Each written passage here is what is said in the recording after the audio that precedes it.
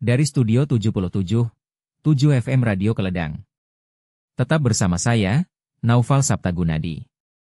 Saat ini, kita akan membahas tentang asal-usul lomba panjat pinang dan makna filosofisnya. Selamat mendengarkan. Hari ini kita bakal bahas sejarah gelap dan makna tersembunyi di balik lomba panjat pinang. Yang biasanya kita lihat seru, ternyata punya cerita drama kolonial sampai filosofi keren.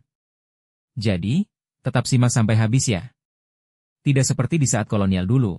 Setelah Indonesia merdeka, kita ubah total maknanya. Saat ini kita gak mau jadi korban lagi, panjat pinang kita jadikan simbol gotong royong. Lihat aja sekarang, peserta harus kerja tim, ada yang jadi tangga, ada yang naik. Kalau gak kompak, jatuh deh. Ini filosofi keren loh. Tiang licin adalah rintangan berat meraih kemerdekaan. Hadiah adalah kemerdekaan, hasil dari perjuangan. Orang yang jadi tangga adalah pejuang yang rela berkorban buat orang lain. Nah, dari panjat pinang kita bisa belajar. Kerja tim itu penting. Kalau egois gak bakal sampai puncak. Jangan mudah nyerah. Jatuh, bangun lagi. Kayak perjuangan pahlawan kita dulu. Kritik sosial. Sampai sekarang, hadiahnya sering masih diperbutin orang kurang mampu. Harusnya sih hadiahnya merata, ya kan? Kontroversinya juga seru. Ada yang bilang warisan kolonial harus dihapus. Tapi banyak juga yang bilang nilai persatuannya lebih penting. Menurut kalian bagaimana? Nah, gengs, dari panjat pinang ini sebenarnya ada banyak pelajaran positif yang bisa kita ambil. Apalagi buat kalian, generasi muda yang bakal jadi penerus bangsa. Oke, saya mau kasih bocoran beberapa hikmahnya. 1. Teamwork kayak tim panjat pinang. Lihat tuh, gak ada yang bisa sampai puncak sendirian. Butuh bantuan teman-teman yang rela jadi tangga.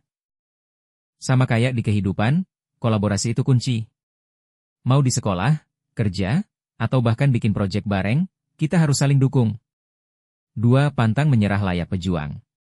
Tiangnya licin? Jatuh berkali-kali? Gak masalah. Yang penting bangkit lagi. Ini nih semangat yang harus kita tiru. Gagal itu biasa, tapi nyerah itu gak keren. 3. Kreativitas cari solusi. Pernah lihat peserta pakai strategi unik buat naik? Ada yang pakai sandal buat cengkraman lebih kuat, ada yang bikin formasi khusus. Artinya, di dunia yang penuh tantangan, kita harus kreatif cari jalan keluar. 4. Merayakan keberagaman. Panjat pinang itu gak pandang usia, agama, atau suku. Siapa aja bisa ikut selama punya semangat. Nah, ini cerminan Indonesia banget. Beda-beda tapi satu tujuan. 5. Fokus ke tujuan hadiahnya. Hadiah di atas itu simbol mimpi kita. Mau jadi dokter, pengusaha, atau atlet? Kuncinya, jangan lupa tujuan akhir, sekalipun rintangannya berat. Jadi buat kalian anak muda, ingat ini, hidup itu kayak panjat pinang. Ada rintangan, butuh kerja tim, tapi hasilnya bakal manis kalau kita gigih. Yuk, jadi generasi yang tangguh, kreatif, dan solid. Oke, gengs. Jadi panjat pinang itu bukan cuma lomba seru, tapi juga gudangnya pelajaran hidup. Buat kalian yang dengerin siaran ini, apa hikmah favoritmu dari panjat pinang? Tulis di komentar video ini.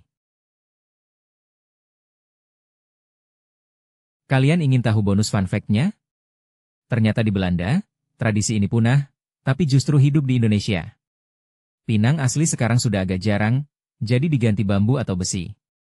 Hadiah zaman now udah lebih keren, mulai dari sembako sampai ke TV. Jadi, panjat pinang bukanlah sekadar lomba lucu, tetapi dia juga seperti cermin sejarah kelam di masa lalu dan nilai persatuan yang harus kita pertahankan sampai saat sekarang ini. Kalau menurutmu, apakah panjat pinang harus dipertahankan atau diganti dengan lomba lain? Tulis di komentar ya.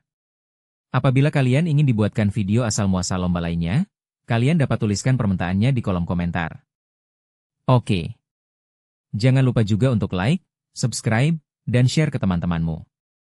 Sampai jumpa di video selanjutnya. Tetap semangat, dan jadilah pahlawan untuk masa depan Indonesia.